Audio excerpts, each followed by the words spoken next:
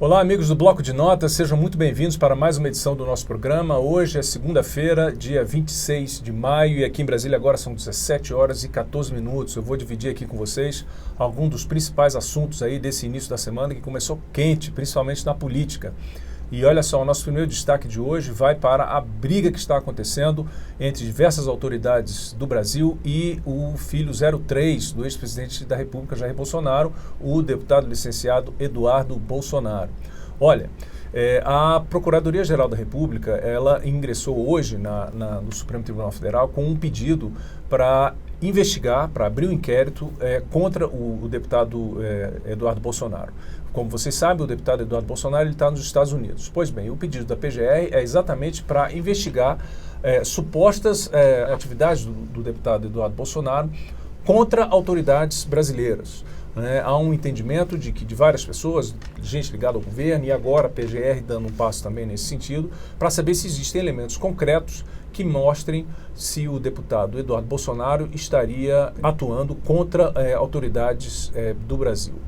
O que aconteceu? O Supremo Tribunal Federal aceitou esse pedido da Procuradoria-Geral da República e quem será o relator desse inquérito é o ministro Alexandre de Moraes. Tudo isso porque, claro, há uma orientação para que determinados inquéritos sejam concentrados, digamos assim, nas mãos de um ministro. Olha, essa briga ela não começou hoje. Na semana passada, o deputado Lindenberg Farias, ele é do PT, ele é líder do PT na Câmara, ele entrou com um pedido de prisão preventiva contra o deputado Eduardo Bolsonaro, exatamente alegando esses termos que foram falados aí, de que ele estaria conspirando, digamos assim, e atuando contra o Brasil. Quer dizer, na segunda argumentação do Lindenberg, o que Eduardo Bolsonaro estaria fazendo seria um atentado contra a soberania nacional, e daí viria o pedido de prisão preventiva. Pois bem, aí vocês estão vendo a PGR, ela entrou com esse pedido de inquérito, abertura de inquérito, e o ministro do Supremo Tribunal Federal, Alexandre de Moraes, ele está aí, aceitou e será o relator dessa investigação. Enquanto isso, o Eduardo Bolsonaro, já há vários dias também, ele manteve o tom de suas críticas, o tom das suas declarações contra o governo, contra principalmente o Poder Judiciário. Ele segue no mesmo tom, ele não recua, e agora há pouco ele chegou a falar em achaque. Ele está falando em achaque essas ações que estão sendo, digamos assim, empregadas, que estão sendo feitas por diferentes personagens aqui em Brasília, tanto o deputado Lindenberg Farias quanto a PGR. Então veja, isso é uma briga muito grande. Por que isso é importante? Porque isso também está se investigando e tem muita gente avaliando isso, qual o tamanho, a dimensão dessa crise. Na semana passada, aqui no Bloco de Notas, nós falamos, por exemplo, que o Departamento de Estado dos Estados Unidos, que é referente à chancelaria, o secretário Marco Rubio, ele chegou a falar também no Congresso norte-americano que o governo norte-americano estaria avaliando eventuais sanções contra o ministro Alexandre de Moraes, pois isso vai exatamente de encontro a todas essas alegações do deputado Eduardo Bolsonaro. Então vejo que temos uma crise aqui que pode causar um mal-estar ou um atrito diplomático entre Brasil e Estados Unidos, porque isso está envolvendo governos, quer dizer, e você já tem um atrito entre um deputado brasileiro que está nos Estados Unidos, denunciando inclusive prisões, supostas arbitrariedades cometidas pelo judiciário brasileiro contra cidadãos norte-americanos. Quer dizer, então isso é uma crise que está se crescendo e que está envolvendo diferentes poderes em diferentes países. Quer dizer, vejam a que situação que se chegou. Quer dizer, você tem um integrante do governo norte-americano dizendo que o governo norte-americano está avaliando impor sanções a um integrante do judiciário brasileiro.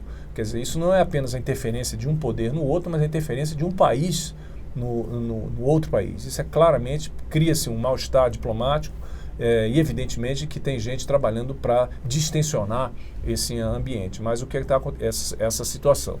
Mas o que está acontecendo é que, independentemente desses esforços diplomáticos, pedidos estão sendo feitos tanto ao Ministério Público quanto ao Supremo Tribunal Federal, e as ações estão caminhando. Então, quer dizer, esse é um ponto que certamente está dominando hoje, no início da semana. A semana aqui em Brasília, a política começou muito forte nesse sentido e certamente vai se estender aí pelos próximos dias. A gente vai falar mais sobre isso aqui no Bloco de Notas. Um outro assunto que eu queria comentar aqui, que tem a ver também com internet, né, redes sociais e tudo mais, é que o seguinte: o governo federal, o governo Lula, ele resolveu, digamos assim, entrar com uma ação mais forte, mais efetiva contra as redes sociais. A Advocacia Geral da União, ela ingressou hoje com um pedido para que o Supremo Tribunal Federal, que ele chama, imponha o que se chama de uma tutela de urgência em relação às plataformas digitais, né? Qual é o entendimento? Por que a AGU está fazendo isso? A AGU está alegando que as plataformas digitais, elas estão cometendo diversos crimes em série, no sentido de crimes de desinformação, diversas fontes de desinformação. E ele cita, por exemplo, a AGU cita, por exemplo, o caso da crise do INSS. Segundo a AGU, existem mais de 300 falsas propagandas enganosas, anúncios levando os aposentados, convidando os aposentados, chamando os aposentados, se oferecendo para resolver a questão do ressarcimento em relação aos descontos indevidos. Pois bem, essas propagandas são falsas, elas estão disseminadas nas redes sociais, particularmente, aí falando pela segunda declaração, a ação apresentada pela PGR, principalmente nas redes ligadas à empresa Meta, tanto o Facebook quanto o Instagram. Pois bem, a AGU entende que existem mais de 300 propagandas enganosas nesse sentido e que isso é um crime que está sendo cometido, porque é uma tentativa de querer lesar mais ainda os aposentados, né? Como vocês sabem, os canais oficiais para resolver essa crise do INSS são o Meu INSS, o aplicativo do governo federal, e a Central de Atendimento 135. Não existem outros canais. Não pode responder e-mail, não tem propaganda, ninguém vai ligar para os aposentados, não tem link, não tem propaganda no Instagram, nada disso. Pois bem, é exatamente isso que a AGU está denunciando aí nesse pedido de tutela de urgência, digamos, que foi apresentado ao Supremo Tribunal Federal. O pedido da AGU também não fica só nisso. Quer dizer, a AGU também comenta sobre o caso, o horror que está acontecendo em relação aos casos de violência, né? Então, esse é um ponto também que a AGU está se colocando e que precisa ser sanado. Esse é um ponto interessante porque o Supremo Tribunal Federal, só para contextualizar, o Supremo Tribunal Federal, desde do ano passado, está julgando, sim, determinados pontos sobre o marco legal da internet. E um dos pontos que estão sendo questionados no Supremo, e aí os ministros estão avaliando, é exatamente a questão da responsabilidade, da responsabilização das plataformas digitais. Esse processo, ele já tem 3 votos de ministros, tem voto do ministro relator, Dias Toffoli, do ministro Luiz Fux e do presidente do Supremo, o Luiz Roberto Barroso, que antecipou o voto dele. Só que quando chegou no 4º voto, que foi com o ministro André Mendonça, o ministro André Mendonça pediu vistas desse processo. Então, a questão está em suspenso, digamos assim, no Supremo Tribunal Federal. Inclusive, informações de bastidor, e o próprio ministro Dias Toffoli, um dos ministros, na verdade, chegou a colocar isso, que seria eventualmente uma possibilidade para o Congresso, eventualmente, tomar uma posição em relação a esse tema. Pois bem, de lá para cá, tudo continua na mesma, no Congresso Nacional, não houve nenhum avanço em relação à regulamentação das redes sociais. E aí, voltando ao início do que a gente estava falando, o governo federal também está se mexendo. Basta lembrar de novo, hoje a gente falou da AGU, durante o fim de semana, se vocês podem verificar aí, a gente publicou isso nas edições do Correio Brasiliense, tem no site também, o presidente Lula ele voltou a falar sobre a necessidade de se regulamentar as redes sociais, isso foi um assunto no fim de semana, e isso já vem também da polêmica que envolveu a primeira-dama Janja da Silva, quando ela, na viagem de Lula à China, comentou sobre a questão de uma rede social com o presidente da China, Xi Jinping. Pois bem, toda essa discussão sobre as redes sociais, ela já está aí se arrastando há vários dias, há várias semanas, e voltou também à tona nesta segunda-feira, com esse pedido da AGU que eu falei no STF. Isso é uma medida importante porque o governo federal está querendo tomar providências, né? Paralelamente a isso, o governo federal também está preparando, isso já vem sendo cozinhado, digamos assim, há várias semanas, para apresentar no Congresso um novo projeto de lei, uma nova proposta para se regulamentar as redes sociais. Então vocês estão vendo aí que, mais uma vez, dois poderes, principalmente o Poder Executivo, o Judiciário está fazendo também uma avaliação dentro do tempo dele, mas você tem aí dois poderes que estão realmente trabalhando para regulamentar essa questão das plataformas digitais. E o Congresso, o Legislativo, que tem por dever exatamente definir as regras que devem ser obedecidas em relação às Big Techs e seus produtos, o Legislativo está aí nessa lacuna. Então vamos continuar acompanhando esse assunto, porque também está aí na ordem do dia na política aqui em Brasília, ok?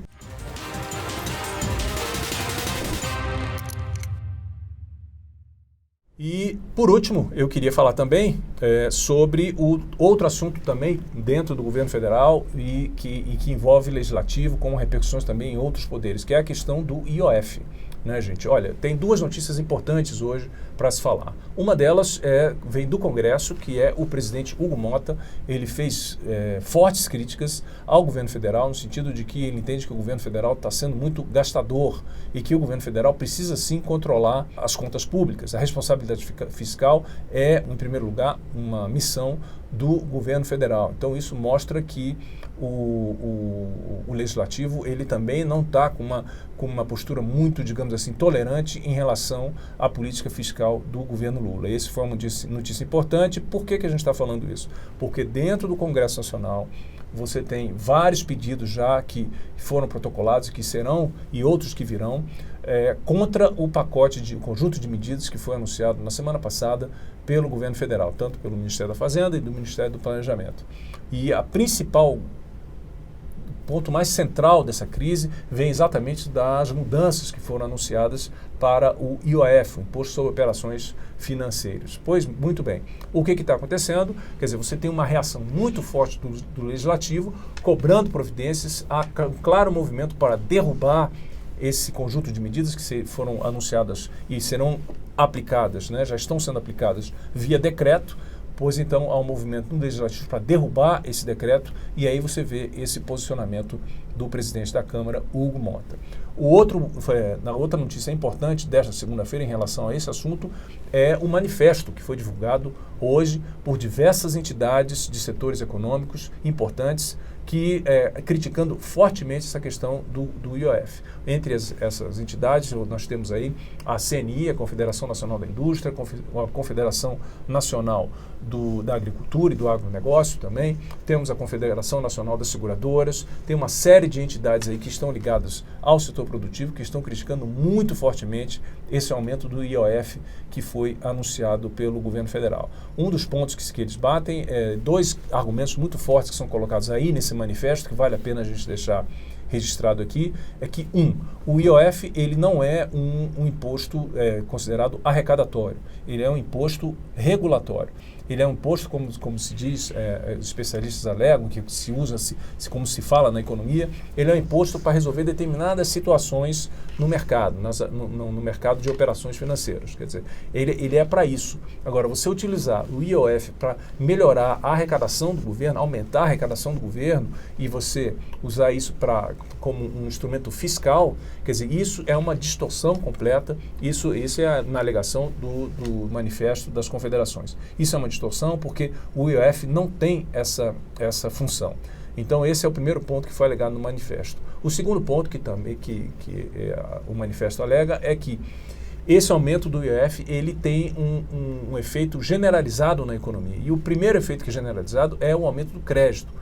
Ou seja, então, no fim das contas, com uma taxa de juros muito alta e com o custo do crédito, que eles chamam do spread, né? O custo do crédito mais caro ainda, fica mais difícil ainda para você manter uma atividade econômica. Então, quer dizer, vocês estão vendo aí dois pontos, argumentos apresentados pelo setor produtivo contra essas medidas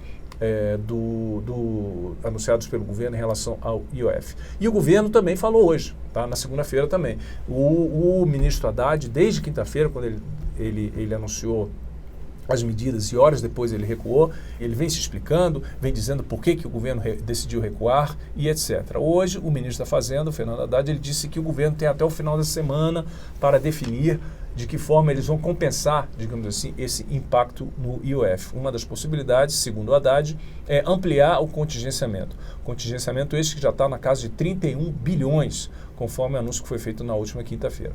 Também foi colocado aqui, nesta segunda-feira, algumas declarações do presidente do BNDES, o Aloysio Mercadante. Ele entende que ele saiu em defesa ao ministro Haddad, coisa que é importante se deixar registrado aqui.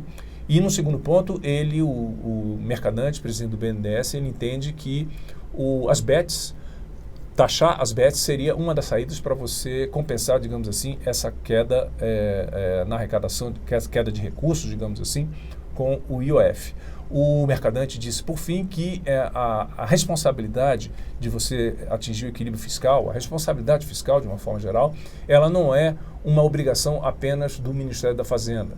Ele entende que isso é uma obrigação de todos, que todos devem contribuir e colaborar e não ficar simplesmente jogando para o ministro Fernando Haddad a questão ligada ao controle entre receitas e despesas. Então vocês estão vendo aí, para a gente resumir aqui o nosso bloco de notas, 3 assuntos muito fortes. Essa semana começou quente aqui em Brasília, com esses 3 assuntos que eu falei para vocês. Supremo Tribunal Federal investigando o Eduardo Bolsonaro, a questão do IOF, que está sendo colocado, e o governo agindo contra as redes sociais, ok? Amanhã eu trago mais detalhes para vocês. Fique ligado aqui no bloco de notas, aqui no canal do Correio Brasiliense. Te espero amanhã a partir das 5 da tarde, ok? Valeu, até amanhã. Tchau!